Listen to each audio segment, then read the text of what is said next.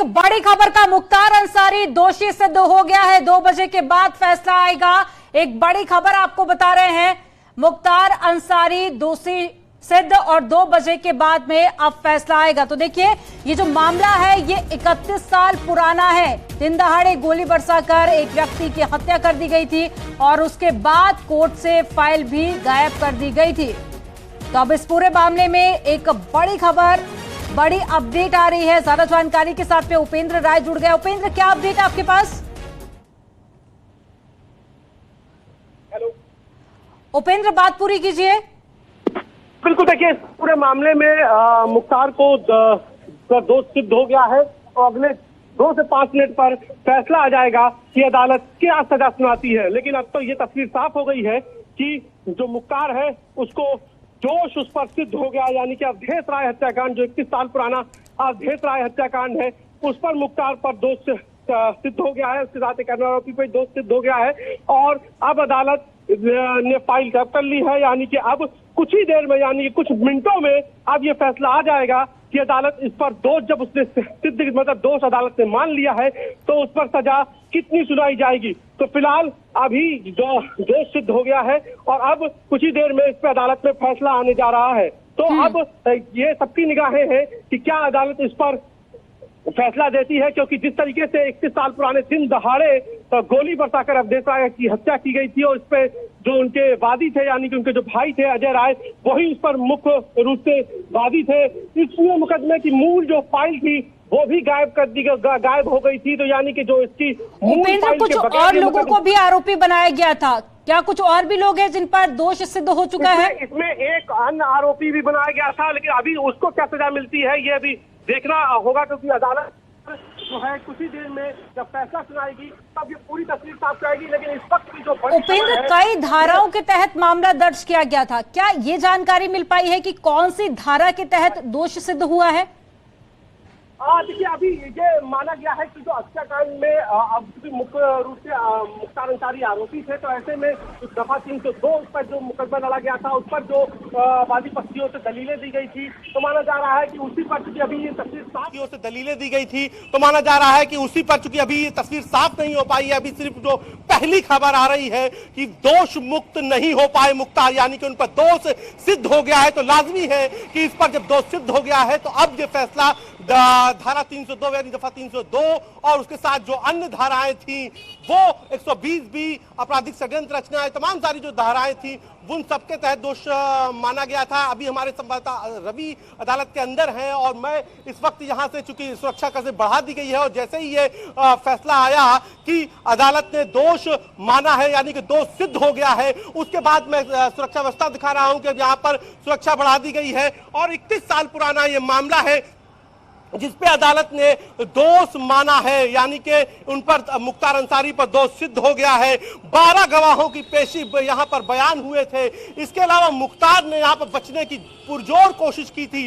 41 पन्ने की जो दलील थी, लिखित दलील थी बचाव पक्ष की, मुख्तार की ओर से उनके वकील ने यहाँ पर दाखिल की थी। हालांकि जो वादी पक्ष के वकील थे उन्होंने भी इस पर बताया था और इस पर जो बचाव पक्ष ने मुख्य जो आधार लिया था वो लिया था कि घटना का जो टाइम स्लॉट था, यानी कि जो घटना का समय बताया गया था, उसको लेकर सवाल उठाया था, चाहे वो पुलिस के विवेचक द्वारा जो घटना का समय बताया गया हो या फिर जो वादी पक्ष के वकील की ओर से या मुख्य वादी की ओर से, गवाहवादी की ओर से, तो उसको लेकर सवाल उठाया। लेकिन अदालत ने फिलहाल इस पर कुछ भी नहीं माना और इस पर दोष सिद्ध हो गया है। हमारे साथ इस पर बात करने के लिए, चूंकि इस केस को कवर करने तमाम सारे जो उस वक्त एक वरिष्ठ पत्रकार थे वो भी हमारे साथ मौजूद है, रत्नेश राय, और किस तरीके से पूरा मामला हुआ हम बात भी कर लेते हैं। रत्नेश जी, आप उस वक्त थे और उस पूरे मामले को देखा भी था, कितना विवश मामला था और जो है, मैं सबसे पहले यहाँ पर पुलिस अफसर की बाइट ले लेता हूँ। फैसला रिजर्व हो गया, फैसला दोष मान लिया गया है, कुछ देर में फैसला आ जाएगा? हाँ, आएगा 2 बजे फैसला। तो आपने सुना हमारे से एसीपी राजकुमार सिंह थे जो बता रहे हैं कि यहाँ पे सुरक्षा व्यवस्था संभाल रहे हैं। फिर एक बार रत्नेश से जुड़ लेते हैं। रत्नेश, कितना बड़ा मामला था उस वक्त दिन दहाड़े जब गोलियां बरसाई गई थी, मुख्तार अंसारी पर सीधे सीधे आरोप लगाए थे, मूल प्रति भी गायब हो गई थी इस पूरे मामले की। ये पहला मामला होगा जिसमें मूल प्रति के बगैर ये फैसला आने जा रहा है और अब तो उस पर दोष मान लिया गया है, यानी कि दोष सिद्ध मान लिया गया है, मुख्तार अंसारी दोषी मान लिए गए। देखिए, ये 90 के अगर दौर की बात करें तो इस तरह की बहुत कम घटनाएं होती थी जब अत्याधुनिक असलहों से पूरा शहर जो है वो गूंजता था। तो उस वक्त जब अपनी गाड़ी से उतरे थे अवधेश राय, उनके भाई अजय राय भी जो इस समय कांग्रेस के नेता हैं, उसी समय जो है वो उनके घर के ठीक सामने गोलियां चली थी। तो उस वक्त पूरे पूर्वांचल में क्या कहा जाए, पूरे उत्तर प्रदेश में तहलका मच गया था कि इतनी तगड़ी जो गोलियां जो है वो ताबड़तोड़ चली थी। उसके बाद लगातार आज करीब 31-32 साल का वक्त बीत गया और सज़ा जो है वो मुख्तार अंसारी को बहुत कम मामलों में हो पाई थी। लेकिन अगर एक साल का ये पीरियड देखें तो 4 मामलों में उनको सजा हो चुकी है। ये शायद 5वां मामला होगा जिस पे आज निर्णय आने वाला है। इससे पहले 2 मामले गैंगस्टर के थे, जिसमें गाजीपुर की अदालत ने उन्हें गैंगस्टर के मामले में 10 साल की सजा सुनाई थी। उनके भाई अफजाल अंसारी को भी सजा सुनाई गई, जिसके बाद उनकी सांसदी चली गई। उससे पहले मुख्तार अंसारी को गैंगस्टर कोर्ट में ही सजा मिली थी 10 साल की। तो ये पहला मामला है जिसमें धारा 302 यानी कि जराइम जो गंभीर धाराओं पे मुख्तार अंसारी को इस पर जो है सजा सुनाई जानी है। कोर्ट के अंदर देखिए, मैं दिखा रहा हूं कोर्ट के अंदर का माहौल कि वहां पर गहमा गहमी शुरू हो गई है। यानी कि कुछ देर बाद जब यहां से बचाव पक्ष के वकील, वादी पक्ष के वकील और खुद पहले जब मुख्तार अंसारी बताएंगे कि दोष सिद्ध हुआ तो 10-10 साल की 2 बार सजा सुनाई गई। लेकिन ये जो मामला है ये अपने आप में खास इसलिए भी हो जाता है क्योंकि 31 साल का एक लंबा इंतजार, जिसके बाद आज कोर्ट अपना फैसला सुनाएगी और धारा 302 अगर लगती है तो इसमें मृत्युदंड और साथ ही आजीवन कारावास भी हो सकती है। यानी कि सीधे तौर पर मुख्तार अंसारी की मुश्किलें अब और बढ़ने वाली हैं।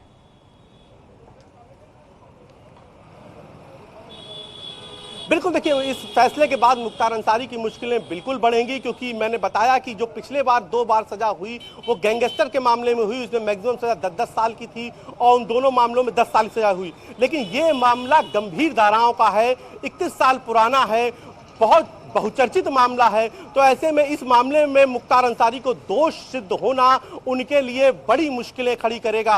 हालांकि मुख्तार अंसारी ने अपनी सजा सुनाए जाने से पहले अपने वकील के जरिए जो अर्जी दी उसके जरिए उन्होंने अपनी सुरक्षा पर खतरा बताया और उन्होंने सुरक्षा की गुहार लगाई।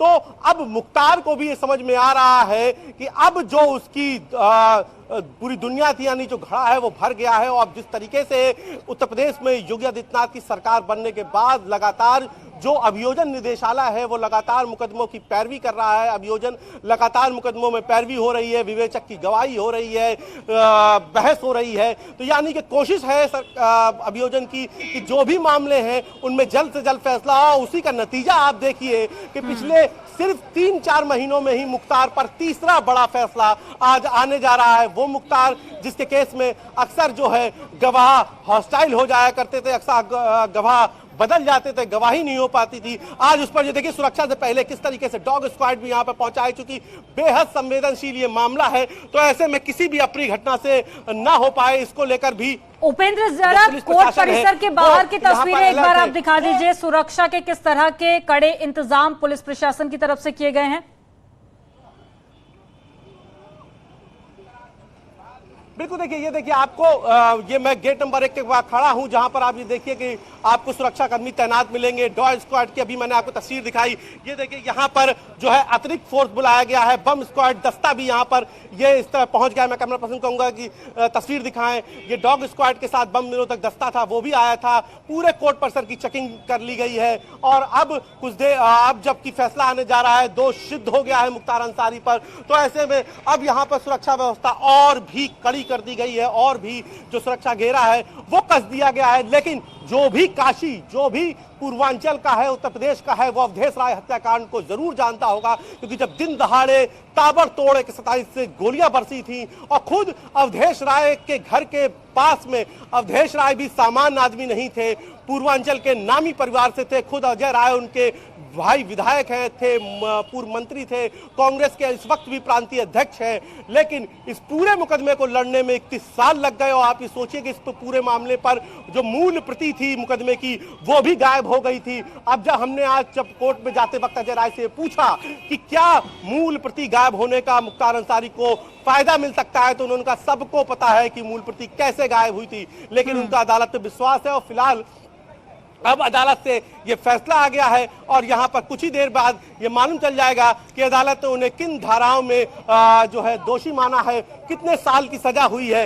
ये तस्वीरें ये सब साफ हो जाएंगी और अभी फिलहाल कोर्ट के, ये देखिए कोर्ट के भीतर किस तरीके से यहाँ पर जो आप ये देखिए किस तरीके से कोर्ट के बाहर हलचल अंदर भी शुरू हो गई है, बाहर सुरक्षा कर्मियों के बीच में हलचल शुरू हुई है। तो ये तमाम सारे जो घटनाक्रम हैं वो यहाँ पर जो है सामने आए हैं। और हम बात भी कर लेते हैं जो इस पूरे मामले को से जुड़े हुए कुछ वकील थे, हालांकि वो सीधे तौर पर नहीं जुड़े थे, लेकिन उन्हें इस पूरे मामले की जानकारी थी। तो ऐसे में नित्यानंद राय भी हैं, जिनसे हम ये जानने की कोशिश करते हैं नित्यानंद राय से कि क्या नित्यानंद जी क्या जी मैं जी ये मुख्तार अंसारी इस अवधेश हत्याकांड में दोषी करार दिए गए हैं। अभियोजन अपने आरोपों को कोर्ट रूम में साबित करने में सफल रहा है। तो कोर्ट जो है लंच बाद उन पे सजा सुनाएगी और सजा ये होगी जो मैं जानता हूँ, आईपीसी में सभी जानते हैं, कोई भी व्यक्ति पढ़ सकता है। 302 में सिर्फ 2 सजा होती है,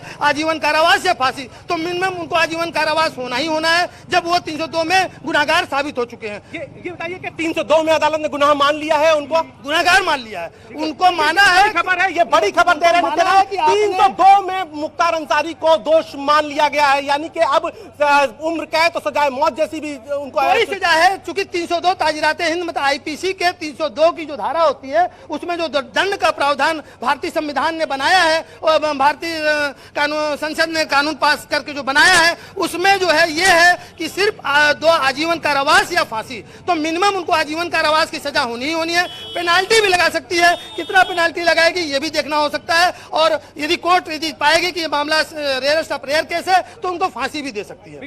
तो इसमें अब उनके बचाव के क्या उनके पास रास्ते होते हैं? उनके पास कोई बचाव के रास्ते नहीं है। इस देश में अपीलेट कोर्ट है, उस फैसले को वो सिर्फ और सिर्फ इलाहाबाद में चुनौती दे सकते हैं और इलाहाबाद के बाद जो है मामला सुप्रीम कोर्ट में भी जा सकता है। तो अपीलेट कोर्ट का जो लाभ है वही ले सकते हैं, अदरवाइज यहाँ से उनका चैप्टर क्लोज हो चुका है, अब सजा आना बाकी है।